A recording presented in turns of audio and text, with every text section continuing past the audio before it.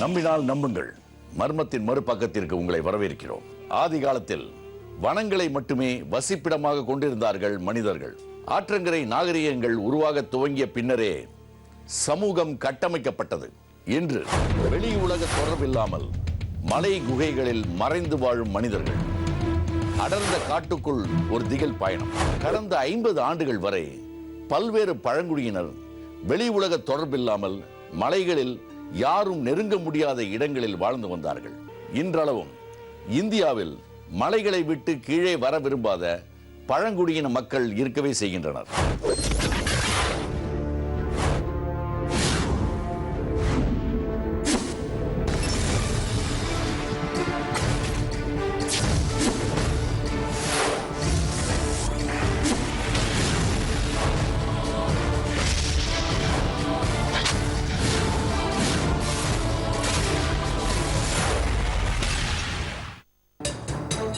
மனித இனம் உருவாகி 2 லட்சம் வருடங்கள் ஆகிவிட்டன. காடுகளில் வாழ்ந்து வந்தபோது மனிதனுக்கு இருந்த ஒரே வசிப்பிடம் குகைகள். ஆனால் காலம் செல்ல செல்ல மனிதன் தனக்கான இருப்பிடத்தை, அதாவது வீட்டை அமைத்துக் கொள்வதில் அதிக சிரத்தை எடுத்துக் கொள்ள ஆரம்பித்தான். தற்போது வீடு என்பது பாதுகாப்பு என்பதை கடந்து ஒரு கௌரவ சின்னமாக மாறிப் போயிருக்கிறது. அப்படி இருக்க இந்த 21ஆம் நூற்றாண்டிலும் சில மனிதர்கள் மலை குகைகளில் வெளியுலக தொடர்பில்லாமல் வாழ்கிறார்கள் என்றால் நம்புவதற்கு கடினமாகவே இருக்கும். ஏதோ சில காரணங்களுக்காக ஊருக்குள் வராமல் என்றும் பாறை இடுக்குகளில் வாழ்ந்து வரும் மனிதர்களை பார்க்கவே நாம் இன்று திண்டுக்கல் மாவட்டம் தர்மத்துப்பட்டி கவிச்சல் பாறைக்கு வந்திருக்கிறோம். மலை அடுக்குகளின் மீது தவழ்ந்து கொண்டிருந்த மேகங்கள்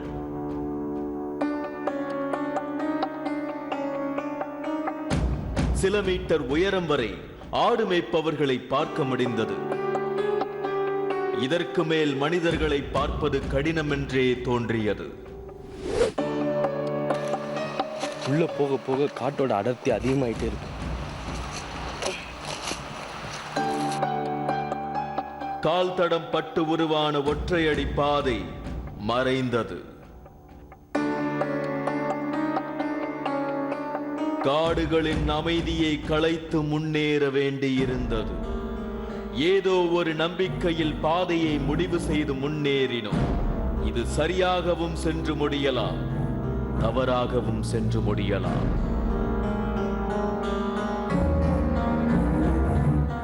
இது வரைக்கும் நடக்கிறதுக்கு தாராளமா இடம் இருந்துச்சு. இதுக்கப்புறமா போக போக ஒரு கால் தான் வச்சு போற அளவுக்கு தான் இடம் இருக்கு. விவசாயம் என்று ஒன்று அறிமுகமாகும் முன்னரே தேவையான உணவு காடுகளில் கிடைத்ததன் காரணமாகவே ஆதி மனிதனால் காடுகளில் வாழ்க்கை நடத்த முடிந்தது. இயற்கை அருவிகள் அவனது தாகத்தை போக்கின. நாம் சென்று கொண்டிருந்த பாதையிலும் சில அருவிகள் குறுக்கிட்டதால் குகையில் வாழும் மனிதர்கள் அருகில் இருக்கலாம் என நினைத்து கண்களை திசையெங்கும் ஓடவிட்டபடி முன்னேறினோம்.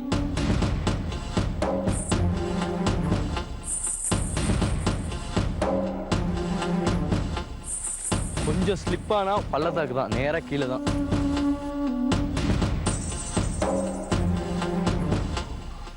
இது வரைக்கும் நம்ம காட்டுல வந்த வரைக்கும் இந்த இடத்துல தான் அதிக பாறைகளா இருக்கு. ஒருவேளை இங்க இருந்தாலும் அவங்க இருக்கலாம். தளராமல் முன்னேறிய நமது அருகிலேயே காத்திருந்தது ஆச்சரியம்.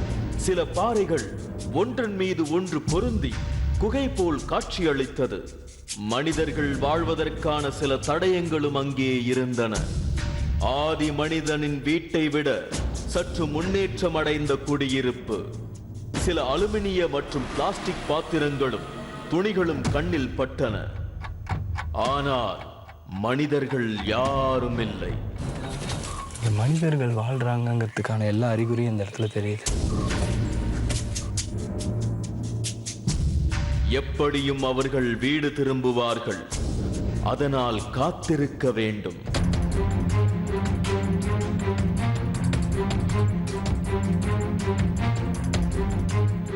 நமது வருகையை ஏற்கனவே அவர்கள் ஒளிந்திருந்து பார்த்திருந்தால் நாம் இடத்தை காலி செய்யும் வரை வராமல் இருக்கவும் வாய்ப்பிருக்கிறது. சில மணித்துளிகள் காத்திருந்த பிறகு தூரத்தில் தெரிந்தார்கள் சில பெண்கள். அவர்கள் கையில் குழந்தைகளும் இருந்தனர். வீட்டை நோக்கி முன்னேறிய அவர்கள் நமது குழு அங்கிருப்பதை பார்த்து மிரண்டு போய் பின்னால் ஓடினர். அவர்கள் எழுப்பிய சத்தம் ஏதோ சிக்னல் என புரிந்தது நமக்கு.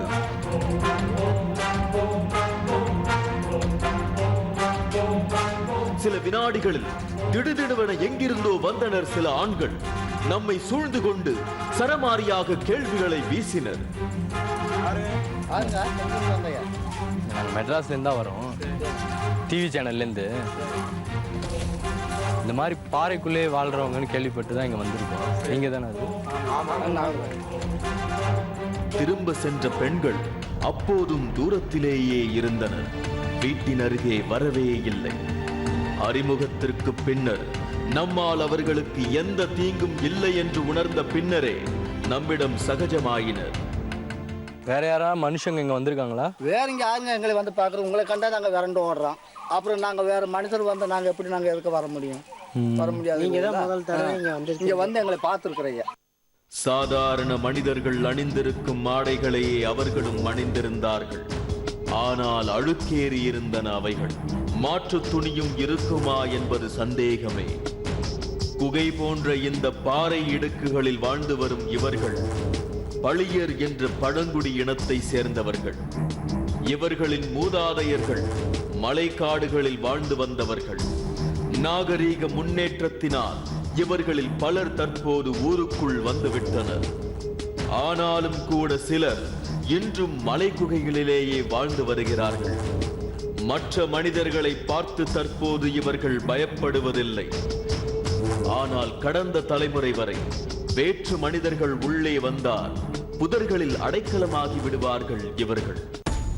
நாம் அங்கே சில மணி நேரங்கள் ஆண்களிடம் உரையாடிய பின்னரே பெண்கள் பாறைக்கு அருகே வந்தார்கள். ஆனாலும் தயக்கம் அவர்களை விட்டுவிடவில்லை. ஏன் அவங்களாம் பயந்து ஓடினாங்க? எல்லாம் உங்களுக்கு பார்த்து தாங்க எல்லாம் பயந்துட்டு ஓடிட்டாங்க. இன்னைக்கு திடீர்னு நீங்க ஒண்ணுமே தெரியாம நீங்க இந்த வனத்துக்குள்ள வந்து எல்லாம் பயந்து அரண்டு எல்லாம் இந்த பாரு அப்படி அப்படியே சட்டிகளை சோத்துக்களோட போட்டு கூட எல்லாம் ஓடிட்டாங்க. நாய்களும் கட்டி வச்சுட்டு தூர காடுகளில் பளியர் இனத்தின் மூதாதையர்கள் வாழ்ந்த பல குகைகள் இருக்கின்றன. அவற்றை பார்க்க மேலும் பல கிலோமீட்டர் நடக்க வேண்டும் என்பதால் அந்த எண்ணத்தை கைவிட்டது நமது குழு. இந்த மாதிரி குகையை நீங்க எப்படி தேர்ந்தெடுப்பீங்க? ஏங்க இருக்கிற இடத்துல தெரிஞ்சுக்கிட்டா இப்படி குகைதானுங்க எங்களுக்கு பிடிக்க, இதானே எங்களுக்கு ஒரு வீடு. அப்படி நாங்க எந்த வீட்டுக்கு நாங்க போறது? இருக்கிற இடத்துல இதை வந்து நாங்க தெரிஞ்சுக்கிட்டா இதுலதான் நாங்க இதா படுக்கைய நாங்க வச்சுக்கிறது. இங்கே வாழும் பெருமாள் குடும்பத்தாரின் உறவினர்களில் பலர் அருகில் உள்ள மலைகளிலேயே வாழ்வதால் பொடிநடையாக அங்கு சென்று வருகிறார்கள். திருமணமும் பெரும்பாலும் இவர்களுக்குள்ளாகவே நடைபெறுகிறது. பெரிய அளவில் பொருட்செலவு ஏதும் இல்லாத எளிய திருமண முறை இவர்களுடையது. இன்னும் சொல்ல போனால் சற்று வேடிக்கையானதும் கூட. உங்களை எங்கேருந்து கல்யாணம் பண்ணி கூப்பிட்டு வந்தாங்க? நான் தான் கண்ணானூர், எங்க ஊரு. அங்கிருந்து கல்யாணம் இங்கிட்டு கொல்லத்தோரம் அங்கிட்டு போகணும். கோட்டவாடி கண்ணானூர்னு சொல்றாங்களா, அங்கிருந்து இங்க கல்யாணம் முடிச்சு நாங்க வந்தது. இங்க கல்யாணம்னால என்ன, ஒரு பொடிடாப்பா ஒரு வெத்தலைப்பா கொடுத்தவொன்னா அதான் கல்யாணம். எங்க ஆளுங்க பொடிடாப்பாவை ஒன்ன கொடுத்தா அப்பவே பொண்ணு மாப்பிள்ளை சேர்ந்து ஓடியாந்துருவாங்க அப்படி காணலுக்குள்ள செடிக்குள்ள. அதுதான் எங்க ஆளுங்க பழக்கமே. இத்தனை குழந்தைகள் இந்த குகையில் வாழ்ந்து வந்தாலும் ஒரு பெண் கூட பிரசவத்திற்கு கீழே உள்ள மருத்துவமனைகளுக்கு சென்றதில்லையா? ஆனாலும் கூட குழந்தை பிறப்பதில் எந்த ஒரு சிக்கலும் இதுவரை இவர்களுக்கு ஏற்பட்டதில்லை. இந்த பிள்ளைங்களாம் பிறந்து போற மலையில தான் பிரசவம் பார்க்கறதுக்கு நாங்கள் ஊருக்கெல்லாம் போக மாட்டோம். அங்கெல்லாம் போனாலும் நம்மளுக்கு பிடிக்காது. அவங்க ஊசியை போடுவாங்க, மருந்தை கொடுப்பாங்க, மாத்திரை கொடுப்பாங்க. நாங்கள் எங்கே பச்சால மருந்தாக கொடுத்துருவோம், அது பாட்டு குழந்தை பிறந்துடும். இவர்கள் வாழ்வது கற்களுக்கு இடையே என்ற போதும் அதற்கு வைத்திருக்கும் பெயர் அரண்மனை. பளியர்களின் அரண்மனையை சுற்றி கவனித்தால் சில இசை வாத்திய பொருட்களை பார்க்கலாம். அவற்றை வாசித்தால் வனதேவதையே கீழே வருவார் என நம்புகிறார்கள் இவர்கள். கடந்த 30 ஆண்டுகளில் பளியர் இனத்தின் குறிப்பிடத்தக்க மக்கள் தொகை மலைக்கு கீழே வந்து விட்டார்கள். நாம் இன்று பார்ப்பது அதில் எஞ்சியவர்களேதான். ஆனால் இவர்கள் நகரத்திற்கு குடிபெயராமல் இருப்பதற்கான காரணம் சோகமானது. நம்பினால் நம்புங்கள் மர்மத்தின் மறுபக்கத்திற்கு மீண்டும் உங்களை வரவேற்கிறோம். கடந்த தலைமுறை வரை திண்டுக்கல் மலைப்பகுதியில் வாழ்ந்த பளியர் இன மக்கள் இலைகளை மட்டுமே உடையாக அணிந்திருந்தனர். 25-30 ஆண்டுகளுக்கு முன்னர் நகரத்து மனிதர்கள் சிலர்தான் இவர்களுக்கு துணி ஆடைகளை அறிமுகப்படுத்தி இருக்கிறார்கள். பாறைகளின் இடுக்குகள் தான் பளியர் இன மக்களின் நிரந்தர வீடு. எங்கெல்லாம் இப்படி பாறைகள் இருக்கின்றனவோ அங்கு சென்று தங்கிக் கொள்கிறார்கள் இவர்கள். கீழே உள்ள நகரத்திற்கு இந்த தலைமுறையில்தான் கவிச்சிக்கல் பாறையில் வாழும் பளியர் இனம் போக ஆரம்பித்திருக்கிறார்கள். அதுவும் மாதத்திற்கு 1 முறையோ 2 முறையோ தான். பெண்கள் வெகு அரிதாகவே கீழே இறங்குகிறார்கள். டவுனுக்குலாம் போவீங்களா? டவுனுக்கு போனோம் அப்படின்னா இது இப்போ இந்த எலுமிச்சை போட்டுக்கனால கொஞ்ச நாள் தான் எடுப்பான், கொடுப்பேன் அங்கே கம்சங்கடையில் வைப்பான், திரும்பி அதே வண்டியில் வந்து உதக்கேறி அப்படியே வந்துடுவோம். நாங்கள் டவுனுக்குள்ள உள்ள அலைய மாட்டோம். உங்கள் அப்பா காலத்தில் உங்கள் தாத்தா காலத்தில் டவுனுக்குலாம் போயிருக்காங்களா? அவங்க போகல. வனம் என்கிற ஒன்று இந்த மக்களிடம் அறிமுகமாகி 20 ஆண்டுகளே ஆகின்றன. அதற்கு முன்னால் அவர்கள் அதை பற்றி அறிந்திருக்கவில்லை. அதற்கான தேவையும் ஏற்படவில்லை.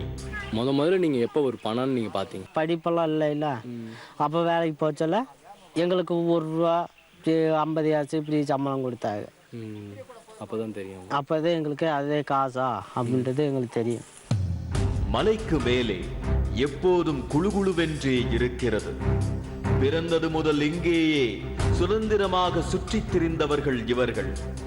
மாசுகள், கழிவுகள் இல்லாத ஒரு வசிப்பிடம் இவர்களுடையது. அதனாலும் கூட கீழே செல்ல இவர்கள் தயங்குகிறார்கள். கீழே வந்தோம்னா என்ன, அந்த தண்ணியை குடிச்சா தண்ணி மாதிரியாங்க இருக்கு, ஒன்றும் இல்லை. அந்த தண்ணி ருசியும் இல்லை, அந்த தண்ணி வந்து ரொம்ப சூடவும் இருக்குது. அப்போ இந்த தண்ணிக்கும் அதுக்கும் எங்களுக்கு ஒத்துக்கிறதுல உடம்பு ரொம்ப வீக்காகி உடனே வகுத்துக்காடு பிடிச்சிருது. மலை மேல் இயற்கை காற்று கிடைக்கிறது, சுத்தமான நீர் கிடைக்கிறது என்பதெல்லாம் உண்மைதான். ஆனால் பளியர்கள் மேலே இருப்பதற்கு காரணம் அவை மட்டுமல்ல. இயற்கையில் கிடைக்கும் பொருட்களை கொண்டு வாழ்ந்து வரும் இவர்களால் கீழே வந்து வாழ்க்கை நடத்துவது கடினம். பொருளாதார சூழல் இவர்களை சுகமாக வாழ அனுமதிக்காது. ஆற்று தண்ணி வந்துட்டா உறுதியாக அங்கிட்டு தாண்ட முடியாது. பிள்ளை குட்டி அங்கிட்டு போகிறவங்க அங்கிட்டு தான், இங்கிட்டு இருக்கிறவங்க இங்கிட்டு தான். நாங்களும் கஞ்சிலாமல் தான் சாகணும். அதை ஒரு சீக்கோ ஒரு தலைவலியோ ஒரு பிரசவமும் ஆகணும்னாலும் எங்கேயும் கொண்டு போக முடியாது. அப்படி இடத்துல நாங்கள் இருந்து வாழ்ந்துக்கிட்டு இருக்கிறோம். மழை காலங்களில் இந்த பாறை இடுக்குகளில் வாழ்வதை கற்பனை செய்து பார்த்தாலே நெஞ்சம் கனக்கிறது. பச்சிளம் குழந்தைகளை வைத்துக் கொண்டு இத்தனை சிறிய இடத்தில் இரவு பொழுதை கழிப்பது என்பது எண்ணி பார்க்க முடியாத ஒன்று. மலைப்பகுதியில் விஷ ஜந்துக்கள் அதிகம் இருக்கும். மழைக்கு இதமாக அவைகள் தேடி வருவதும் இந்த பாறை இடுக்குகளை தான். ஓட்டு போடுற சமயத்தில் வருவாங்க, உங்களுக்கு அதை செஞ்சாரேன் இதை செஞ்சாரேன், உங்களுக்கு வீடு கட்டி கொடுத்துட்றேன், உங்களுக்கு பண்டு நிறைய ஒதுங்கி இருக்குது, உங்களுக்கு அதை வச்சு நீங்கள் வேணும்னா இடம். நாங்கள் போய் கேட்டால் எந்த சம்சாரிங்க எங்களுக்கு வந்து ஒரு பட்டாத்தாரி எங்களை கண்டா கொடுப்பாங்களா இடம்.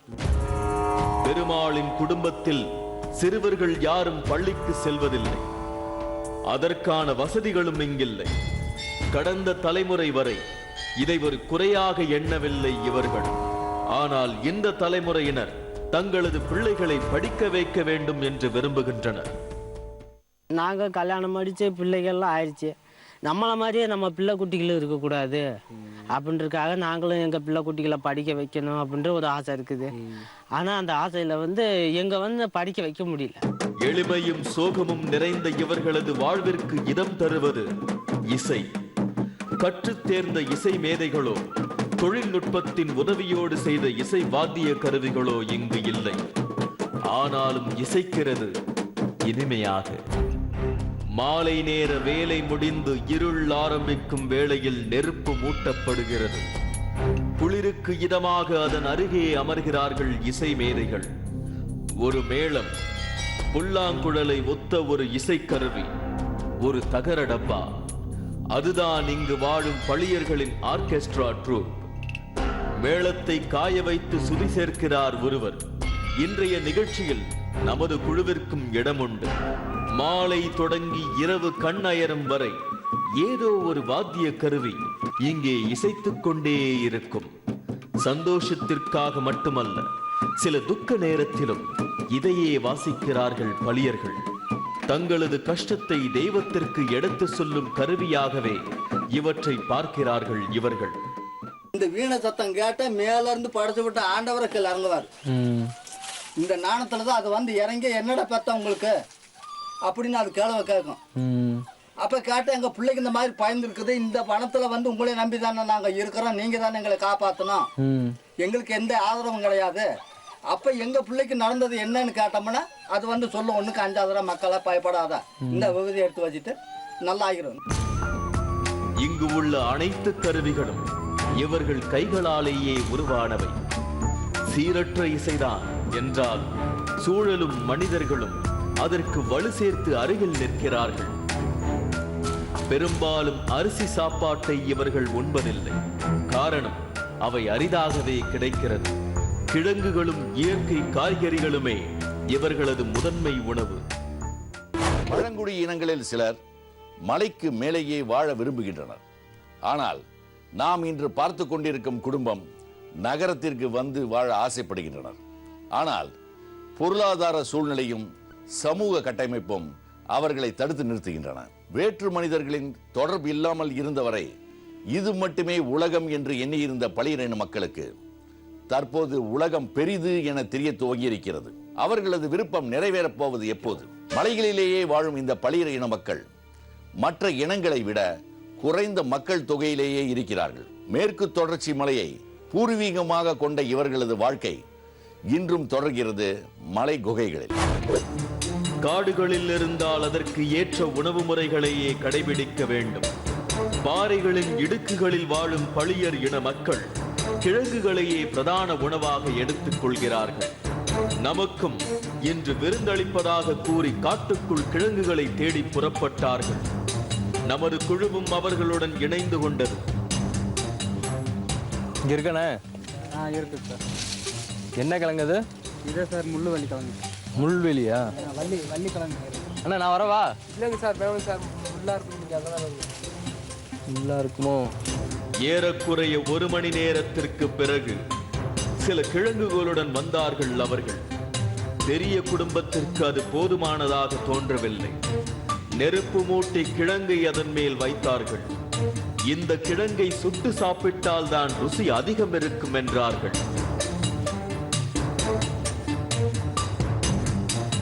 சில நிமிடங்களில் கமகம வாசனையுடன் தயாரானது கிழங்கு.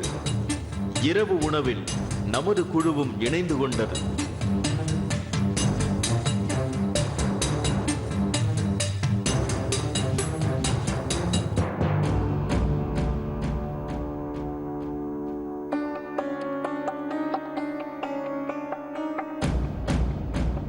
நல்ல வாசனையா இருக்கு.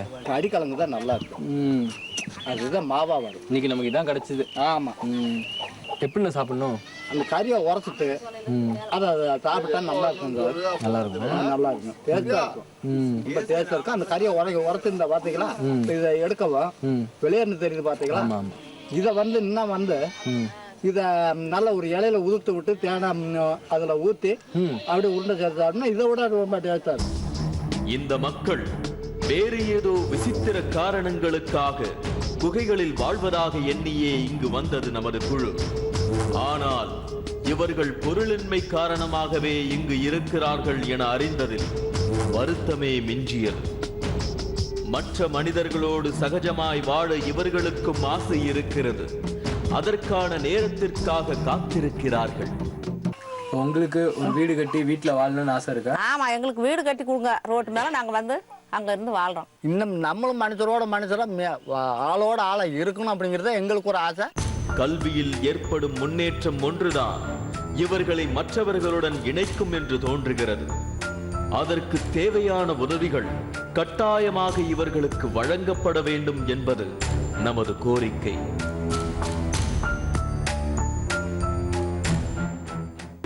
இது நாள் வரையில் மலையின் மேல் பாறை இடுக்குகளில் வாழ்ந்து வந்த பலியர்கள் இனியும் அங்க வாழ விரும்பவில்லை. நகரத்திற்கு இடம்பெயரும் பட்சத்தில் இவர்களுக்கு தேவை வாழ்வதற்கான ஒரு வீடு. நம்பினால் நம்புங்கள். மர்மத்தின் மறுபக்கத்தில் மீண்டும் நாளை சந்திப்போம். வணக்கம்.